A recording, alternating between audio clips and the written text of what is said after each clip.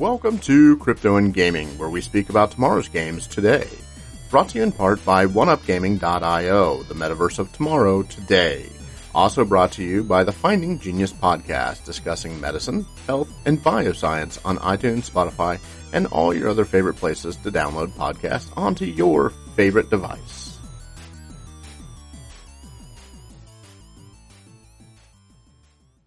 Hi, this is Josh Hale, and I'm part of the Gaming and Crypto Podcast, or as we like to call it, the Crypto and Gaming Podcast. We are here today with Richard Carthon, who is part of a company called Carthon Enterprises and also podcast under the name of, what is the name of the podcast, Richard?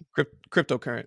Cryptocurrent. So Cryptocurrent is a podcast designed to bring new people into the space and to talk to thought leaders in the cryptocurrency markets to kind of, bring the idea of what cryptocurrency is to people that have no idea. So I would guess your primary audience is like my mom and dad? Is that kind of where you're headed, or are we going for the younger audience? Yeah, it's a full range, man. So we go after, ideally, it's the newbies in the space that are trying to figure it out with the thought leaders in the space. And also going after, millennials, Gen Xers, even boomers, everybody else. This is for everyone. Boomers. The whole concept was when I first got back into space in 2018, the two type of content you got was, here you become crypto rich and get a crypto Lambo. And then the other was super technical to where you didn't understand a word of what anybody was saying. So I was like, there's got to be crypto Lambo. That was when they were still talking about laser eyes, and it's all diamond hands now. So we're in a completely different market. Yeah, these market cycles just keep changing, right? Especially with the lingo. So you just got to stay up to date with it. And that's what we do. We help you stay current in crypto. I was listening to another guy the other day talk about the idea of diamond hands versus laser eyes, and he said that laser eyes are for boomers in crypto. I didn't quite know how to react to that because I was aware of the term, but I don't think I ever used it.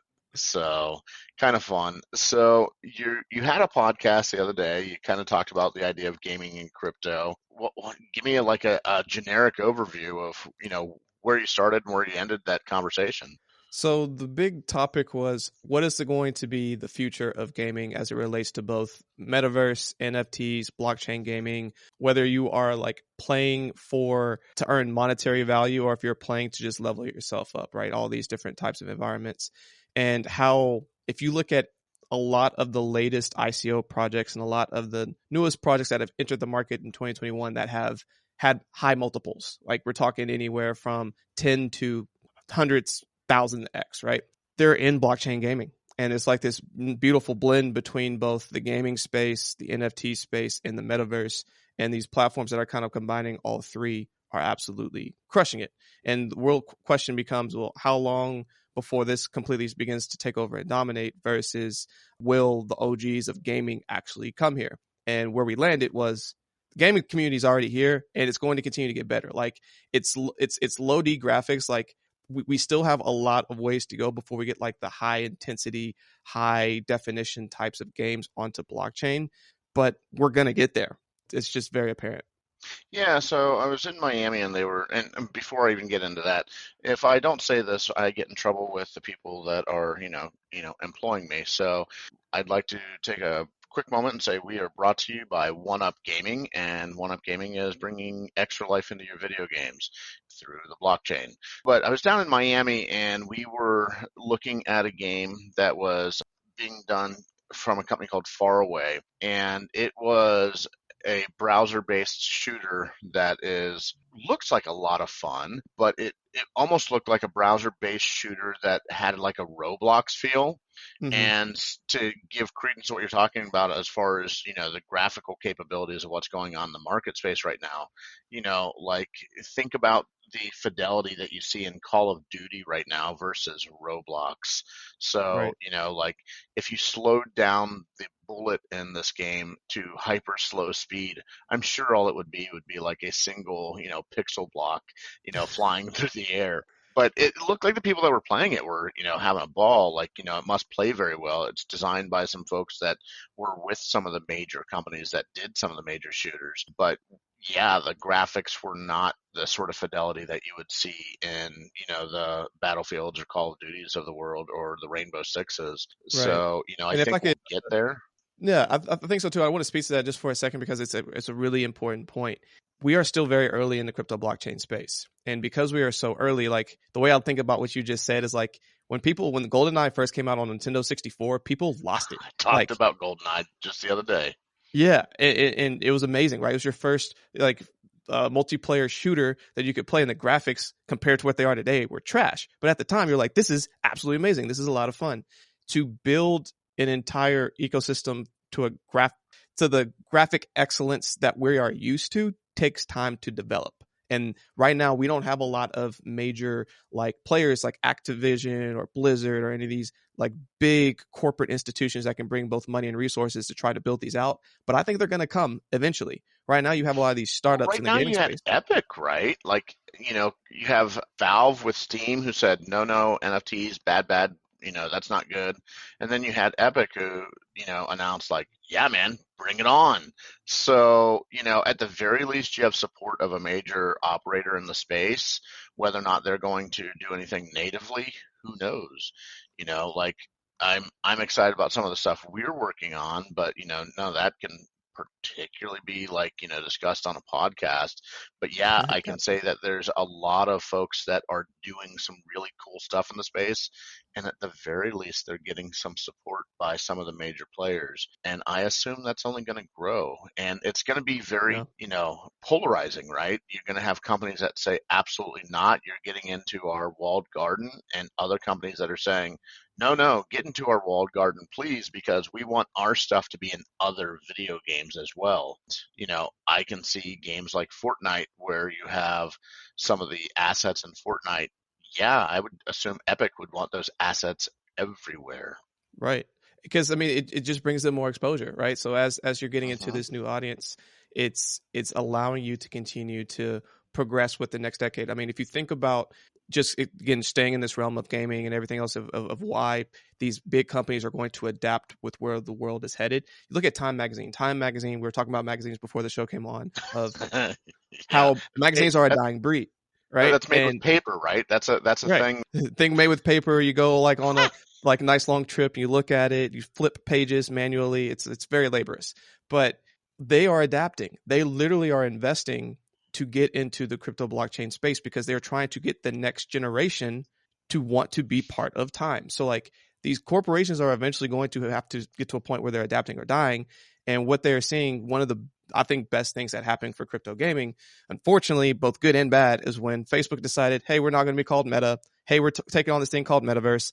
If you look at every single one of those projects that were in already the meta, like Decentraland and like some of these other projects, the second that news came out, they immediately 2 to 5x in a matter of days, which is nuts, right? And it's only going to continue to progress into the gaming place because if you think about metaverse and what that looks like, the first hook is gaming. Why would people come together virtually? It's to come together to build community and to play games. So, So I've talked about the idea of metaverse on the podcast before, and like as a, I think I told you I'm a lawyer, and I have a very particular idea of what the metaverse is, but I'm very curious as to what you feel the metaverse is. I mean, what is the metaverse to you, Richard? it's a digital universe. So you can go into a lot of digital worlds. So imagine if you played like World of Warcraft, or you played Fortnite, or you played Call of Duty. All of these are technically in virtual worlds. Now the difference is that you are on a console and you're looking at a screen and you're playing. Now what happens when you actually feel like you're virtually in the game, right? So you're now crossing the you're now putting on your virtual glasses, whatnot, and now you are like looking around, you're doing all this stuff. So you feel like you truly are inside of this digital universe. So that is when you start crossing the line of like what would be considered a metaverse. And then at that point, if you think about like free roaming games, whether you think of like a Grand Theft Auto or you think about like Skyrim or any of these are these big mapped free range games where you can walk around, do all these missions, etc. But now you can do other activities, whether you want to go in someone's like virtual land on their virtual property and like have a party, or you want to go to a virtual conference, or you want to do all this stuff. You build it within this virtual universe. I think the easiest way to comprehend it, if you've ever seen Futurama, where they digitally go into the internet, That's what I always like to That's reference, right? funny. It's a great like visual representation of like what is being built. I hear what you're saying, and I hear that a lot, like from a lot of different people that they feel that the metaverse is like a almost like a 3D environment. And for me, that wouldn't fall under my definition at all, which is why I find the conversation so interesting. I've talked about it on the podcast before. For me, the metaverse is really only two things. It's interoperability between video game universes, regardless of if it's 2D, 3D, or whatever, and it's verifiable identity. Now, that doesn't mean you as Richard, right? That means you as your alternative Matrix-esque identity of Neon. Obviously, you're not Neo. We'll call you Neon. And sorry, I just doxed your virtual identity. The idea here is that every time Neon does something, it's verifiable in the metaverse, and that doesn't necessarily tie back to Richard or Josh, right? But it is a thing that your PFP files, for example, may always be zombie smoker files. That's the thing that you do, at least on your crypto zombies or whatever, right? So those are the two things that make a metaverse for me definitionally as a lawyer. I hear the 3D thing a lot, and I don't know that gaming has to be 3D just because that's the new buzz for blockchain. But I'm curious if you have any like feedback or response on that, because some people feel very, very strongly that, oh no, it's 3D, and I'm like, okay, okay, you know. Right. No, I would venture to say it does not have to be 3D. I think a 2D element can come into it. I think the ultimate multiverses that you will experience will be in 3D. There's a big reason that every commercial you're seeing right now, at the time of this recording, is around December of 2021. Every commercial has some sort of VR in it, whether you're looking at Oculus, whether you're looking at some of these other virtual headsets, and it's because the corporations are trying to get you primed for the next phase of gaming, which is virtual reality. Now, in virtual reality, things could be 3D. You could also bring 2D elements of like NFTs and other stuff within it. But I think the ultimate place where a lot of time will be spent will be in a 3D environment. So almost like the tunnel element between games. I know I'm not really defining it real well, but the space in between games could be maybe the idea of the metaverse, where when you're going from one place to another, maybe the easy way for our brains to comprehend it is the idea of tunneling between them as walking between them. Like the idea of going from the in your world, going from the locker room onto the football field, right? That Right. tunnel between those two spaces would be like the idea of the metaverse between those two universes. And that's kind of interesting. And I don't know that I would have any argument with that one way or another. I can see that, and I can see the logic behind it. We are visual beings after all. And unlike, what a lot of people feel, we do not operate in 2D. So, Right. that's kind of a cool idea. And I'd never really thought about that aspect of it. But yeah, I can see that. No, for sure. I mean, just like you said, we do not think in 2D until we look at paper to pen, or books or what have you. That's the main way that we started getting in that direction. But even to the beginning of time, we've always seen things in a 3 dimensional world. So I think ideally that's where a lot of people want to be spending time, as we get past this. That's why like one of the greatest like experiences that happened was when Nintendo went from being 2D to that first like Super Mario when it turned to 3D and everyone lost it. It was that like aha moment of like, oh my gosh, this almost feels real. Yeah, I a lot of times will talk to people about the idea, and not necessarily that jump there. I think you're slightly younger than me, but the idea of where you had the difference between the Atari and when the Nintendo came out, and people lost their mind when the Nintendo came out. Like, oh my God, Mario, he looks so good. No, he didn't, man. He just looked better than the Atari. And, that's what I find really interesting about the idea of fidelity today is we're all saying the same thing, right? Like when you're talking about high fidelity of some of the shooters, right? We're saying, oh my God, it looks so good. And I'm curious as to what that moment will be when we all go, oh man, 2021, the graphics sucked so bad, because Yeah, it'll happen, right? There's going to be a right. moment in time where we all go, yeah, I remember those days. We hadn't even passed the uncanny valley yet. Right. And I think that's a pretty cool idea. So It is. what I mean, to that real quick, I just want to add that, like, if you look at the next decade, right? So the first decade of crypto, I mean, the first Bitcoin white paper came out in 2008, launched 2009, and then from there we've had our first decade of crypto. A lot has happened, a lot has been gained, a lot of movement is going in a really cool direction. Gaming has just entered the space, probably in the last what 3-4 years. We're still so early. Like, you got to think about what are we going to look like in 2030, and I think it's going to be amazing. I think it's going to be super high definition. Like, people are going to figure out the interoperability side of things, how to get the graphics the way they need to be, and how to make everything happen fast. And I think it's going to be insanely cool. Yeah, I'm super excited about the idea of, the rooms that they had in like Star Trek Next Generation where you walk into the room and it's all encompassing and there's force feedback on your whole body, right? Like, we're nowhere near that yet, but we're also closer today than we were yesterday. Right. And so that, the nerd in me goes, "Oh my God, that's a thing. I want to do that. That's cool." Right. So yeah, I think that'd be cool. What else in gaming besides, like tying blockchain and gaming together? What else excites you about like the future of gaming here? I mean, is there anything that you see coming on the horizon that maybe like the average audience is not seeing? The opportunity to be able to genuinely make a career playing a game that can sustain your lifestyle. So, what do I mean by that?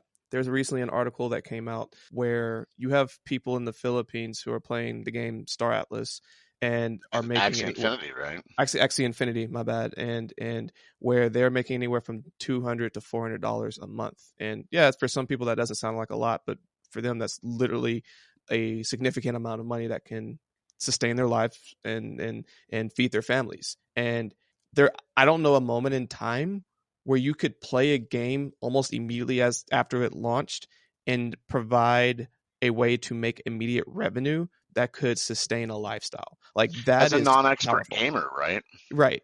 As a non-expert gamer, like, you didn't have to be the guy that was on YouTube or whatever with 1 million subscribers that got their first big deal, sponsorship deal, to like start making money to sustain your lifestyle. No, like, You you know, I'm come out the curious. gates. I'm curious if that will lead to new streamers. People that are playing Axie Infinity as like a way to sustain their life, but all of a sudden they're like, "Hey, I'm going to throw OBS on this computer as well, and I'm just going to talk for 8 hours a day while I'm working." And that will be a very interesting dichotomy because like a lot of the streamers are on for an hour or two a day, and now Right. you're going to have these Axie Infinity folks that are on for 8 hours like making their living, and people are going to go, "Oh yeah, I love watching Frinja from the Right. Philippines do their thing for 8 hours a day." It's like, man, who watches this stuff for 8 hours? But there's going to be somebody. It's going to be somebody. And the other part of it too is, like, you don't have to watch the whole thing. You can come in, come out. Like, you'll have like different areas or waves of the different world that want to come and watch. Like, if there's one thing I will not take away from people, especially after seeing my young cousins literally spend hours watching someone else play a game, is that the power of people captivating, like, eyes watching someone playing a game. Like, I will never No discredit that doubt. ever I again. no doubt. I don't have any doubt. Like, I kind of laugh about it, but I myself, I have a hard time comprehending it. I'm just old enough, I think, that it doesn't, do the same thing for me as like you said, your cousins. But at the same time, like when I was a kid, we could sit and play a video game for hours, and my parents would go, "Why do you like that?" Right. So, I better go you know, outside. Better go do something. yeah, and that has changed things an awful lot. So Right. I'm I mean, excited to even see the what the concept next of thing like is. esports, man. Like, the fact that like my cousins now, like, when we used to play games for an extended amount of time, parents would come and like be like, "All right, now you played long enough. It's time to get up, time to go whatever." And there's no path to a career. Right now, you have kids making millions That of is the dollars career. playing Fortnite at the age of 14. Like, you can't, like, what do you tell a child now? You can't tell them anything. So it's like, explore your creative genius and go after it. It's just cool. Go outside and play. Mom, I can't afford to go outside and play. I'm paying my rent. I think it's great. There's some cool things that are happening. I love the idea that streamers continue to get bigger, and that the thing that we called esports when I was a kid was like, the Mario glove, right? Like I still remember when that came out in that movie. What was that? Gosh, I don't remember the name of it now, but it had Fred Savage, and they had the Mario glove, and everybody went crazy, like, "Oh my God, you can control a video game with your hand." Which it wasn't really that different from this, but it was Right. this, like, and I like for the audience that are listening on the podcast, I'm, obviously making weird gesticulating, motions with my hand up in the air, and just since you're not watching us, but yeah, like there's all sorts of neat things that are happening that we never really considered as a kid. And, like there's idea of being cross compatible between games, and that's like groundbreaking stuff there. That's cool stuff. And I'm really excited to see what some of the companies are doing, and without, any sort of very like a pluggy sort of thing. There's some neat things in cross compatibility that, people hadn't really considered even months ago. I think that's cool. I like the idea of your assets being yours.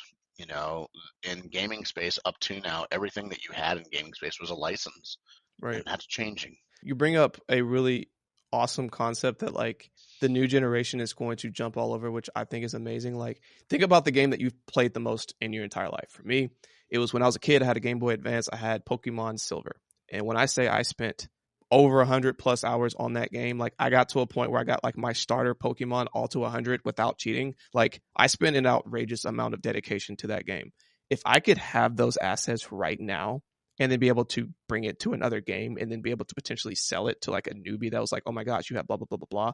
Like, do you know how insane that would be? You know how Yeah, I've awesome? actually talked about that idea, like RPGs in particular, like where you do a dungeon and grab a sword that, is only in that dungeon and other people don't know it, but after you get out of that dungeon, you can no longer grab the sword. That thing would have like actual, utility for other people. And because it had actual utility, there'd be an actual value assigned to it too. Like, oh, that's a $23 sword because you can only get it once in this game. The game's only $60. Yeah, but that's the $23 sword. Like that would be such an interesting thing to me from the point of view of companies would gamify the idea of assets that you are only able to get in one time at one time in the game, and that would create its own market, I think. I Right. personally think. Maybe I'm wrong, but I think so. No, there, go to one of the largest games ever created, right? So you have World of Warcraft. If you could go to people who are OGs in that game, who like literally had some of the best RPG, like and decided like, all right, I'm gonna stop playing, but then they're like, hey, well, I'm gonna leave, but if someone else wants to buy this thing, they could, if that wasn't even an option, the amount of money somebody would spend to like be able to start with that, because some people just like having the cool stuff. Or even back when you think about Call of Duty and you had like all these level ups, like after you got to a certain level, you have to start all the way over, whatever. If you could start with all those amazing assets from the jump, just because people want to have a leg up on other people, people will pay top dollar for those assets. So it's a whole market just waiting to be explored. The only thing is, and I've had this conversation as well, and we're probably going to have to wrap this up for today, and we can always come back to it and discuss it in more depth. But I also have the question and the curiosity of at what point do buying game assets make detract from the gaming experience, right? Like, the idea that you said I spent hundreds of hours playing Pokemon and, it was something memorable in my life and all that. At what point does it detract from the gaming experience so much that now people are not playing games for the purpose of enjoyment, but it's all a grind and it's all work? And that's an interesting dichotomy too, just like you're talking about the people in the Philippines. If they know that they can, go through a game and go to this place to get the sword and they just continually grind and do that over and over, it gets to the point where it's not fun anymore. And the people that are buying this stuff, they're not really having fun either because they're kind of putting themselves in a situation that the only way that they can have fun is by buying.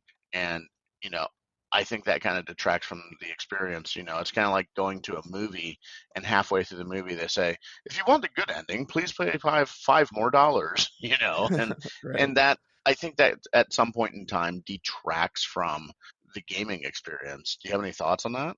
Yeah, there's like you said, there's a ton of directions this can go. I think where I want to start first is as you look at people and the whole point of gaming, right? It has a lot of meanings for a lot of different people. For some people, it's a lifestyle. For some people, it's a means for a monetary value. For some, it's just a flex. It's just to say like, hey, in this virtual world, like I'm that dude, and if you mess with me, like I have all the nice stuff, so don't try. For other people, it is a purely enjoyable experience. There's a lot of people go into gaming and do a lot of different things for various reasons. Now, where at some point it's become just so overly not fun because as soon as you get in there, everyone's so overpowered, you just don't even have a chance, so you don't even try. I think there definitely has to be a nice blend of that. Like maybe within these metaverses, you start creating a place where if you get to this certain level, you only get to play with this certain level of people because it's the only way it would be some sort of fair experience. Because I know a lot of people in gaming also have a very high sense of fairness. So it's how do you create that fairness if it's like a challenging where you're competing against other people in the game. But if it's literally just a, hey, I have the coolest like skin or have this cool asset and have all this stuff, like look at me, I'm the coolest person ever. I don't think that dynamic of person is ever going to change because intrinsically people like to flex. Look at NFTs, look at that space right now, everything that's going on. It's not so much that it has utility. It is, I'm part of the cool kids. I own this thing. I spent X to own this thing. What's up? That is a whole episode unto itself, Richard. So I'm going to call it a day on that one because that would be the rabbit hole of rabbit holes currently. But thank you so much for coming on to crypto and gaming, and we're really excited about the space. Hope everybody in the audience is excited about the space. And if you have anything else that you'd like to say as a parting comment, Richard, now's the time to do it. Yeah, I hope everyone enjoyed this conversation. If you are interested in learning more about the crypto space and everything else that's going on with it, I'd highly recommend you check out our podcast, Cryptocurrent. You can go to crypto-current.co. I'm sure we'll have this information in the show notes as well, but please come check us out and happy to continue the conversation. As you heard it from Richard, please check out Cryptocurrent. And thank you, Richard, again for coming on. And everybody for listening from home, again, thank you for listening. And this has been brought to you by One Up Gaming, bringing you the next level and extra life to your video games. Thank you so much. This has been a presentation of Crypto and Gaming Podcast. Thank you for listening. We are actively looking for more people to discuss crypto and gaming with and how they relate to each other going forward. You can email me at hello@tabletop.works and we'll be in touch. We'd love to hear what you have to say regarding crypto and gaming. Thank you again for listening to Crypto and Gaming, the podcast.